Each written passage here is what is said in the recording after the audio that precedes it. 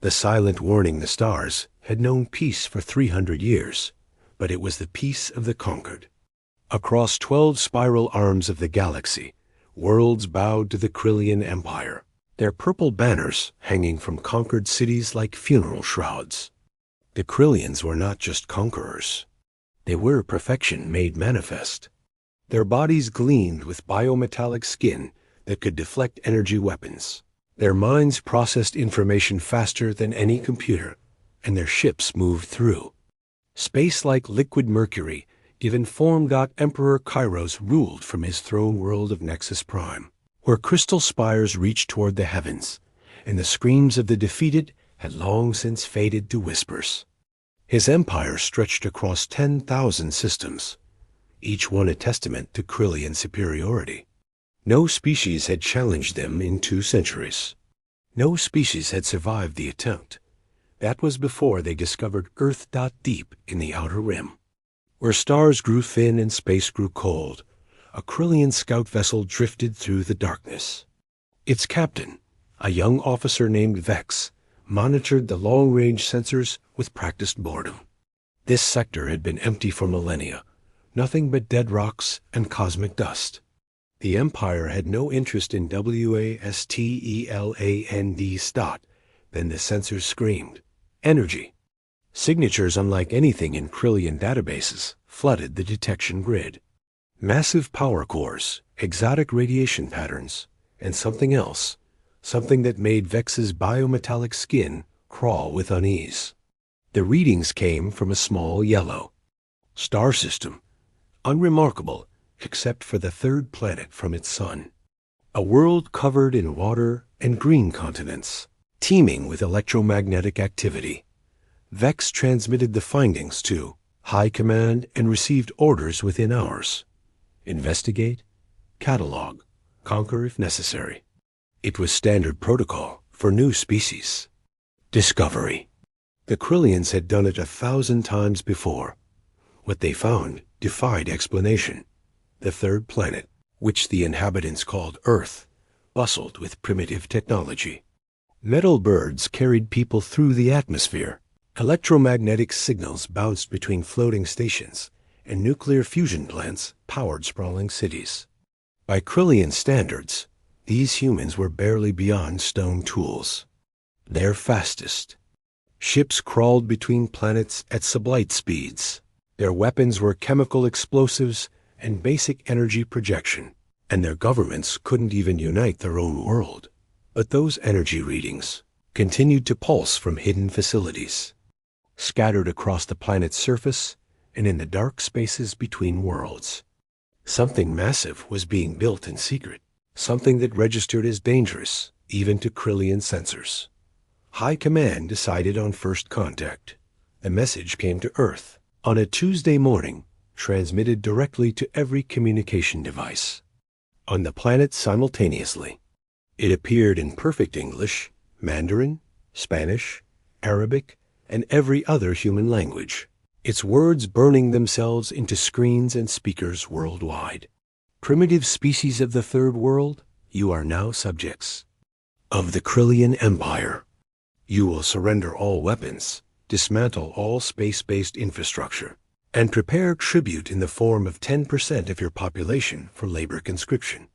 You have 72 hours to comply. Resistance is futile. Defiance is death. Message ended with coordinates in deep space and a timestamp counting down. Earth's governments went into emergency session. Military leaders shouted at each other in a dozen languages. Scientists frantically analyzed the alien transmission for clues about its origin. Religious leaders proclaimed everything from the end, times to first contact with divine beings. But in a hidden facility, buried beneath the Canadian Arctic, a different kind of meeting was taking place. Captain Elena Vasquez stood before a massive holographic display, showing the alien message. She was 42 years old, with steel-gray eyes and black hair pulled back in a regulation knot. Her uniform bore no national flag, only a simple patch showing Earth surrounded by stars. Around her, officers from every major nation on Earth listened in tense silence. "Ladies and gentlemen," she said, her voice carrying the quiet authority of someone who had commanded in combat, "Project Prometheus is now operational." Behind her, the hologram shifted to show something that took their breath away. It was a ship, but calling it a ship was like calling a hurricane a breeze.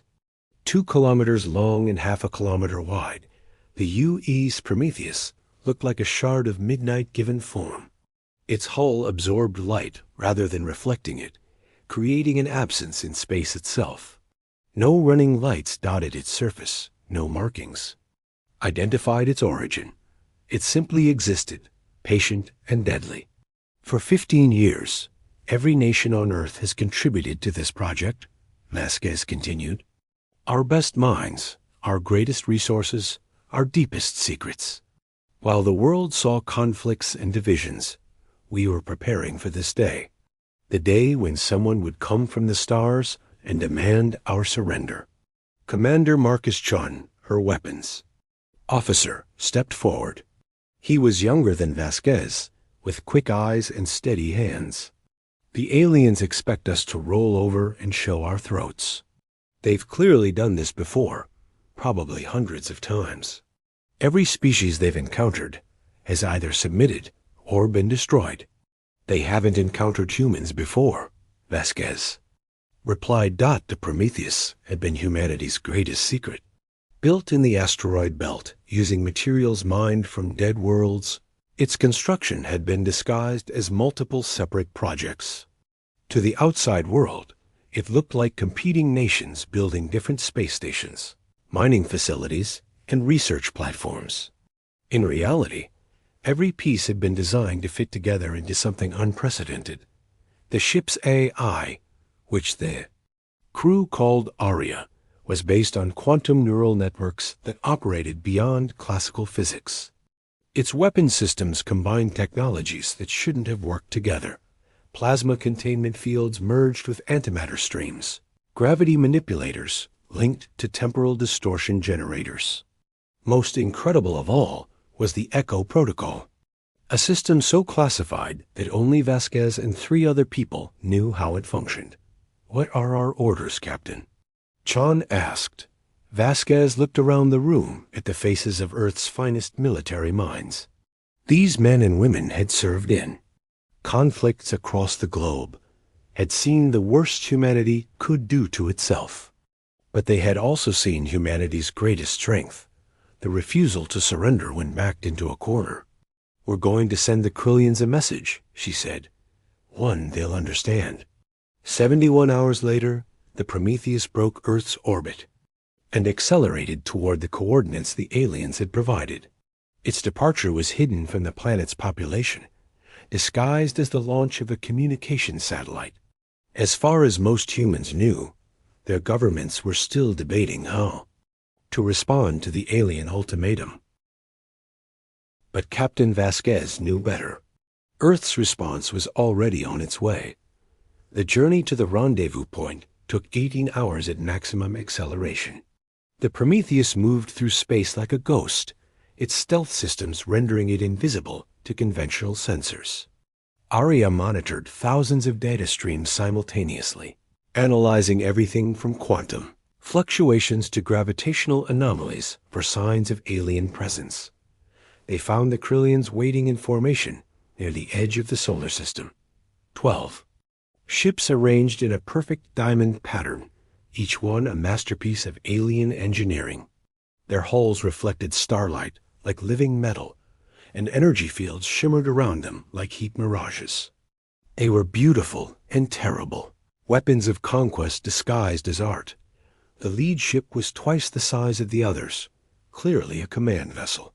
As the Prometheus approached, it transmitted a message on all frequencies. "Unknown vessel, you are in restricted space.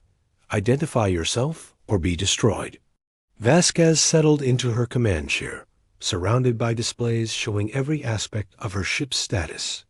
Around her, the bridge crew worked with quiet efficiency, their faces lit by the glow of their instruments.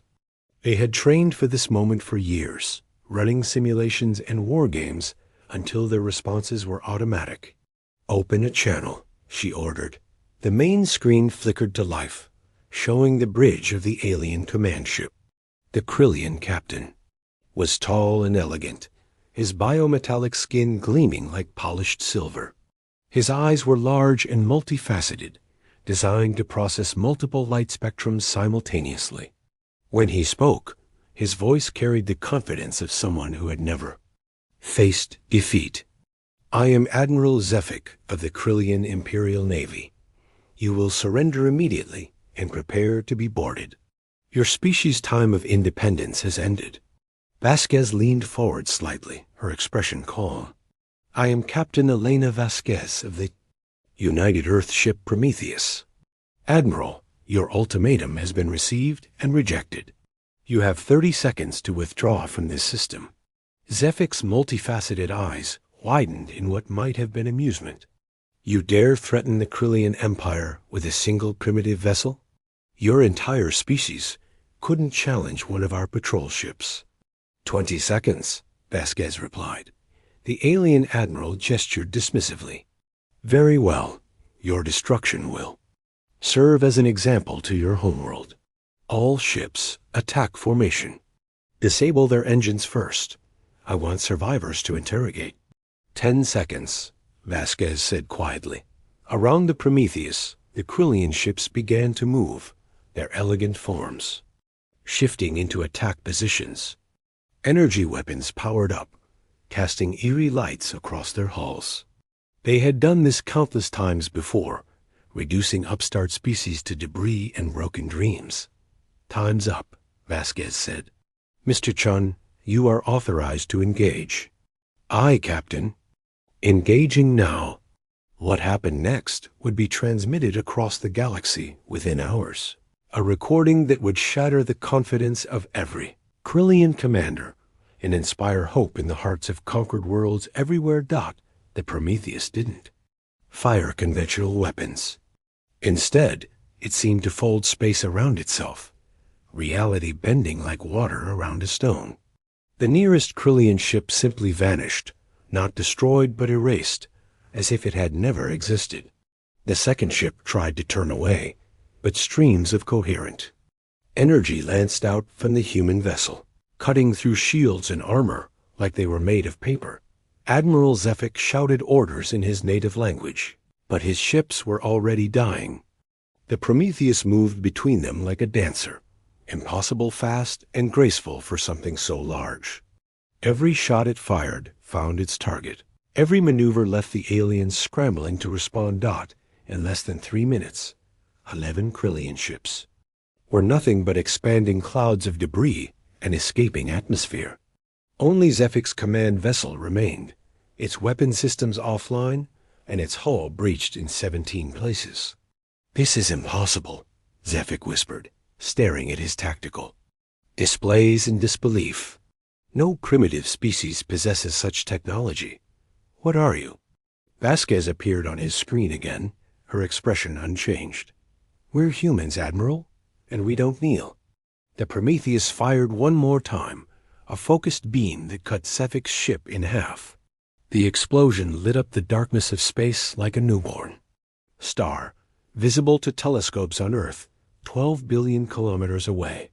But Captain Vasquez had left one escape pod intact, its beacon active and transmitting everything it had witnessed back to Krillian space. She wanted them to know what had happened here. She wanted them to understand that Earth would not surrender, would not submit, and would not be conquered without a fight that would shake the foundations of their empire. As the Prometheus turned toward home, Aria's voice echoed through the bridge speakers. "Captain, long-range sensors are detecting massive fleet movements throughout Krillian space.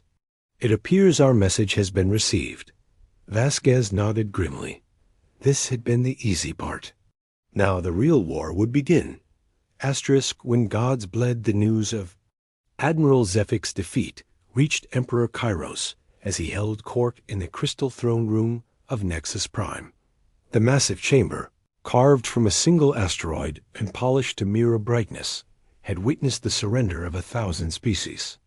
Its walls displayed the banners of conquered worlds, each one a testament to Krillian supremacy. The messenger, a junior intelligence officer with trembling hands, transmitted the battle footage directly to the Emperor's neural interface.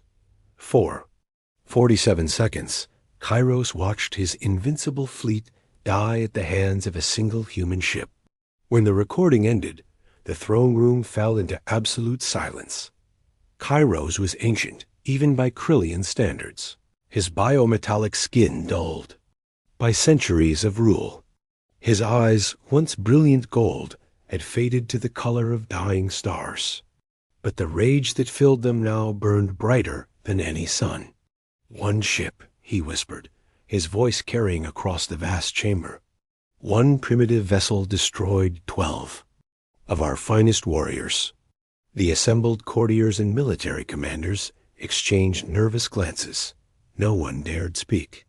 The Emperor's fury was legendary, and those who displeased him tended to disappear into the quantum furnaces beneath the palace.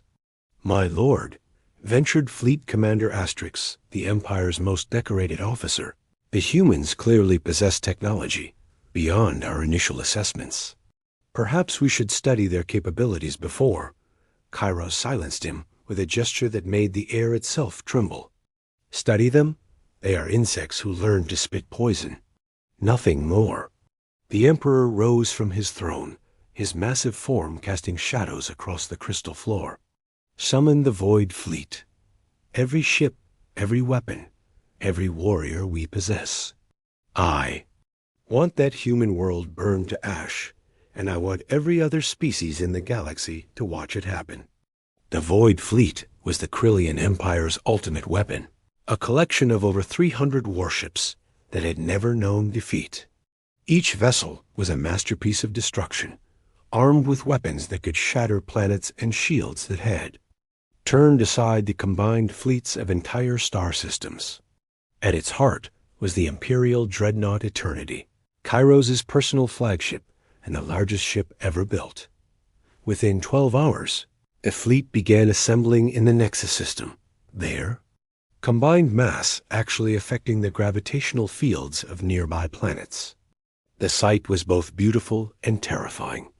Hundreds of ships arranged in perfect formation, their hulls gleaming like liquid metal in the light of twin suns. Meanwhile, on Earth, humanity prepared for the storm they knew was coming. The Prometheus had returned to its hidden berth in the asteroid belt, where teams of engineers worked around the clock to repair battle damage and upgrade systems. Captain Vasquez stood in the ship's command center, studying holographic displays showing the approaching Krillian armada. 312 ships, reported Commander Chun, his face grim, including 17 dreadnoughts and their flagship, which our sensors can barely analyze. "Captain, even with the Prometheus's capabilities, these odds are ... impossible," Vasquez finished. "I know." Around them, the bridge crew continued their preparations with quiet efficiency. They had all volunteered for this mission knowing it might be humanity's last stand. Not one of them had asked to be reassigned. "Aria," Vasquez called to the ship's AI, status report on the Echo protocol. The artificial intelligence's voice filled the command center, somehow managing to sound both mechanical and concerned. "The Echo protocol is fully charged and ready for deployment, Captain.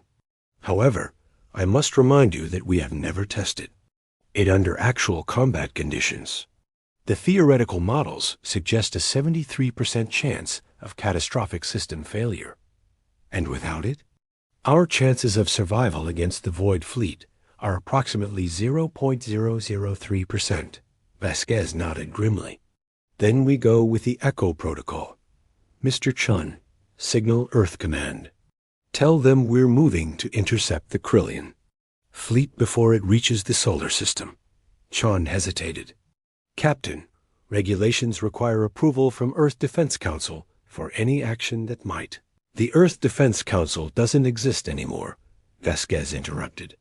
"As of yesterday, Every government on Earth transferred their military authority to this ship. We are Earth's voice now, Marcus. We speak for all of humanity.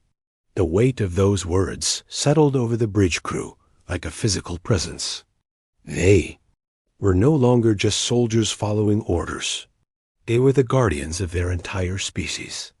The Prometheus departed its hiding place 6 hours later, accelerating toward the edge of the solar system, where long-range sensors had detected the approaching void fleet. As it traveled, the ship underwent final preparations for the battle ahead. Weapons systems that had never been fully tested came online.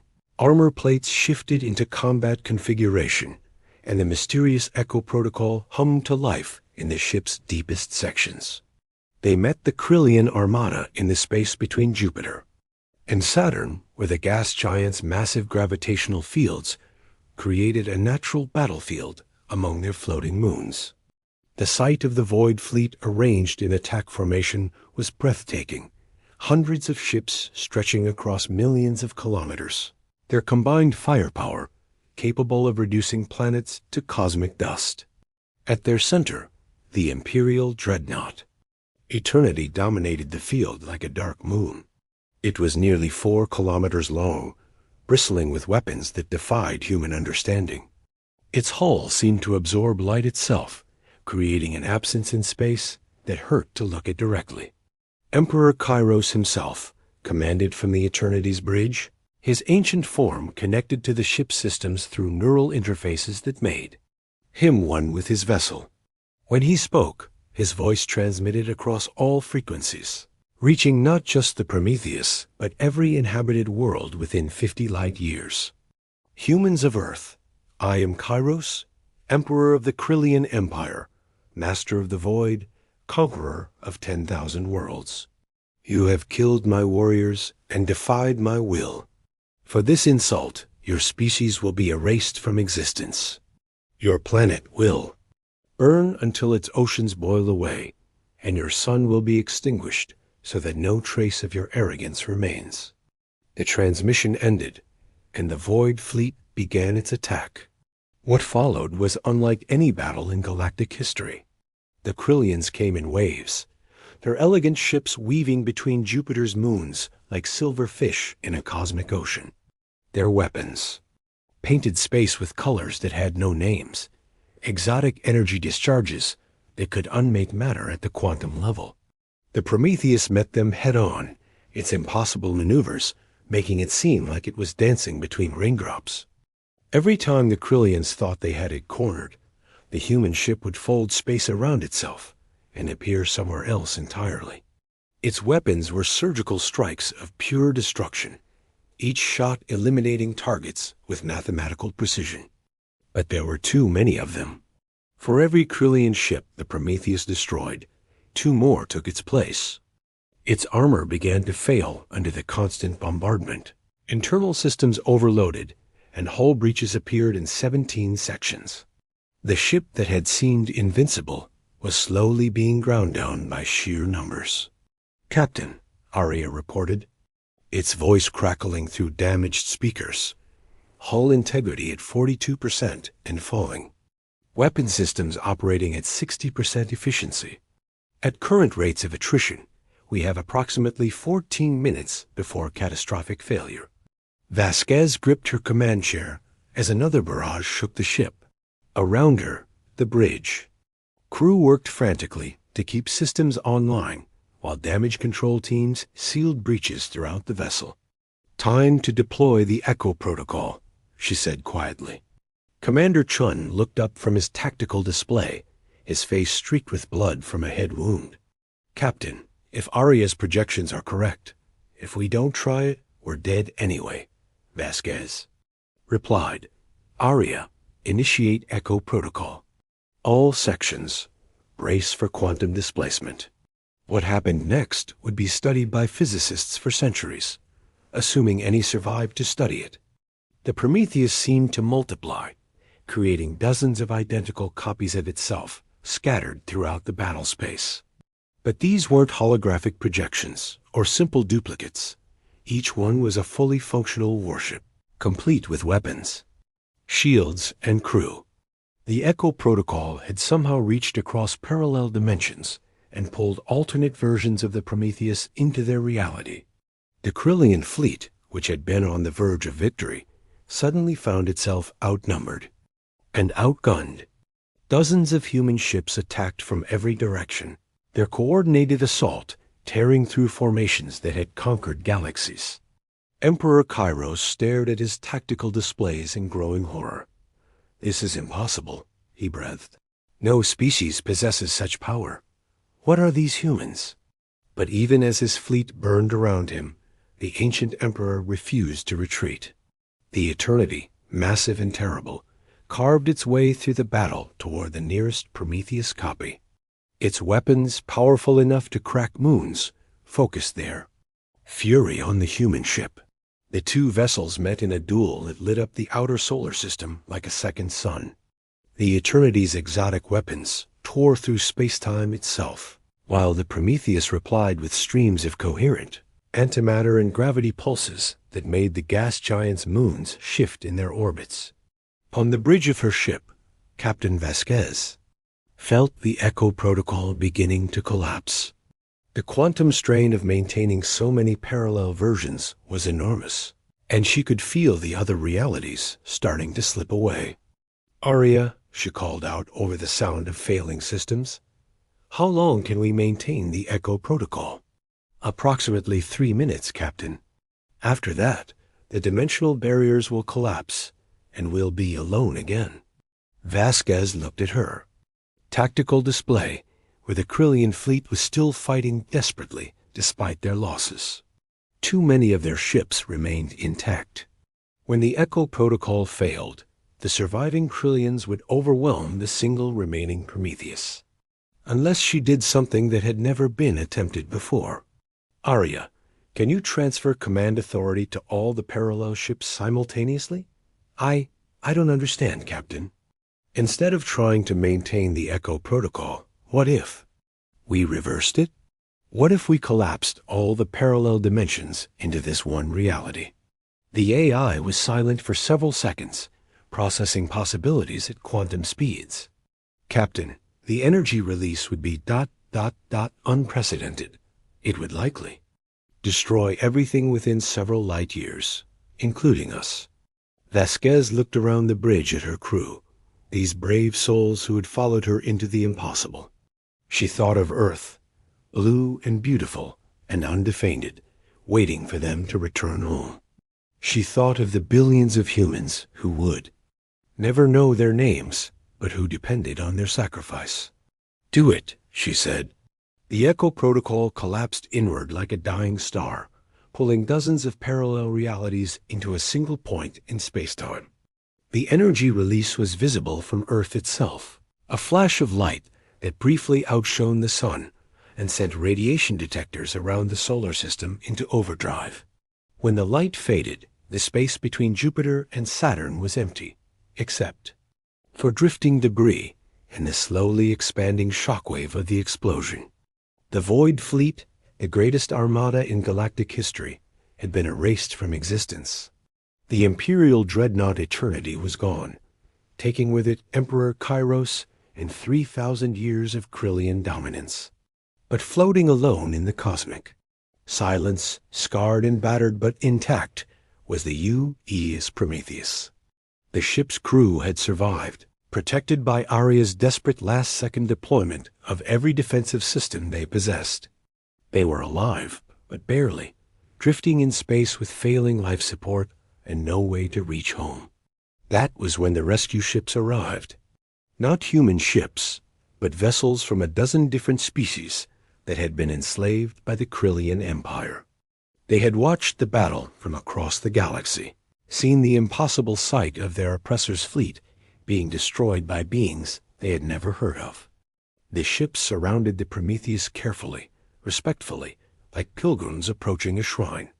Their communications were filled with voices speaking in languages Aria had never heard, but the universal translator caught the meaning of their words. "Thank you. You have freed us. The galaxy will remember."